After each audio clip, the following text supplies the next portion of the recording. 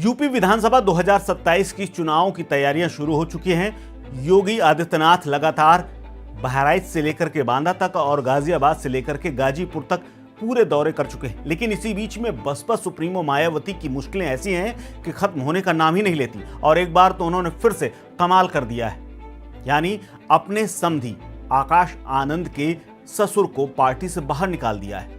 Baspa chief ने यानी मायावती ने सख्त कार्रवाई करते हुए आक्रामक रुख दिखाया है। पार्टी में अनुशासनहीनता और गुटबाजी फैलाने वाले को कड़ा संदेश देते हुए मायावती ने नेशनल कोऑर्डिनेटर आकाश आनंद के ससुर और पूर्व राज्यसभा सांसद अशोक सिद्धार्थ और वरिष्ठ नेता रणधीर सिंह बेनीवाल को तत्काल प्रभाव से पार्टी से बाहर का रास्ता दिखा दिया है। दरअसल ये पहली बार नहीं जब अशोक सिद्धार्थ पर कार्रवाई हुई है, लेकिन हर बार माफी और फिर वही गलती और अब की बार नो एंट्री का बोर्ड लग गया है। दरअसल अशोक सिद्धार्थ को पहले भी महाराष्ट्र चुनाव के दौरान टिकट बंटवारे में मनमानी, प्रदेश अध्यक्ष से तालमेल न बैठाने के आरोपों में निकाला जा चुका है। उस वक्त तो उन्होंने अपने भतीजे को भी बाहर का रास्ता दिखा दिया था, पहले निलंबित किया और उसके बाद बाहर का रास्ता दिखा दिया, लेकिन कुछ दिन बाद सब कुछ ठीक हो गया और फिर उसके बाद वापसी हो गई थी। लेकिन अब की बार फिर से कार्रवाई करते हुए मायावती ने बाहर कर दिया है। लेकिन पिछली बार शर्त के साथ वापसी कराई थी कि दोबारा ऐसी गलती नहीं करेंगे और यूपी से बाहर ही पार्टी का कामकाज देखेंगे।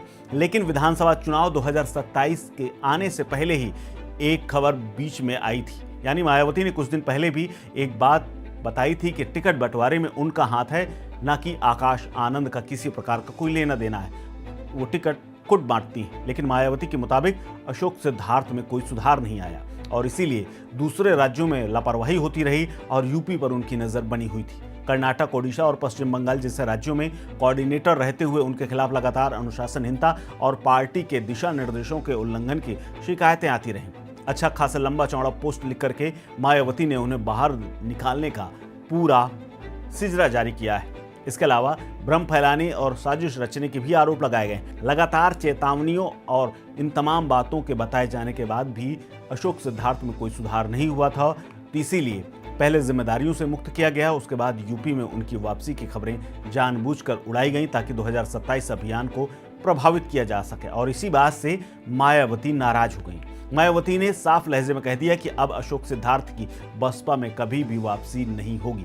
इसके अलावा रणधीर सिंह बेनीवाल पर भी गाज गिरी है। रामजी गौतम को कमान दे दी गई है। सहारनपुर के रहने वाले रणधीर सिंह बेनीवाल, जिन्हें पंजाब, हिमाचल प्रदेश और जम्मू कश्मीर की जिम्मेदारी दी गई थी, उन्हें भी अनुशासनहीनता के आरोप में पार्टी से बाहर फेंक दिया गया है। इसी फेरबदल के तहत राज्यसभा सांसद रामजी गौतम को मायावती ने फिर से भरोसा जताते हुए पंजाब स्टेट का प्रभारी बना दिया है, जो कि आगामी विधानसभा चुनाव और लोकसभा चुनाव तक इस जिम्मेदारी को संभालते रहेंगे।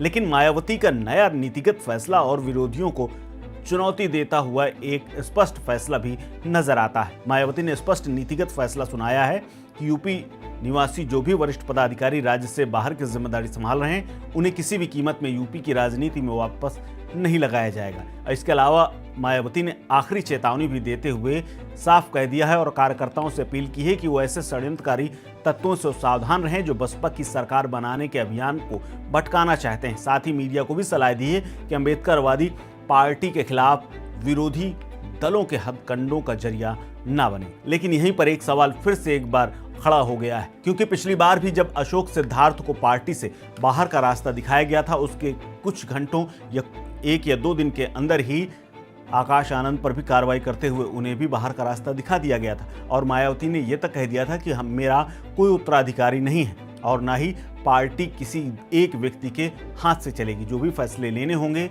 वो मैं लूंगी। लेकिन अब की बार फिर से अशोक सिद्धार्थ को बाहर किया गया है और यह फाइनल राउंड है। अब ऐसे में सवाल बसपा कार्यकर्ताओं के मन में भी उठ रहा है कि क्या ससुर के चक्कर में दामाद भी पिस जाएंगे? क्या आकाश आनंद पर भी कोई कार्रवाई हो सकती है? दरअसल बीते दिनों ही मायावती ने एक बात कही थी कि टिकट का बंटवारा वो अपने हाथ में रखेंगी और खुद ही करेंगी। अब ऐसे में सवाल है कि क्या वाकई में आने वाले दिनों में बसपा में कुछ और बड़ा फेरबदल हो सकता है? बने रहिए स्टेट मिरर के साथ, क्योंकि यहाँ पर मिलेंगे आपको यूपी से जुड़ी हुई और राजनीति से जुड़े हुए तमाम किस्से और इसी तरह की खबरें।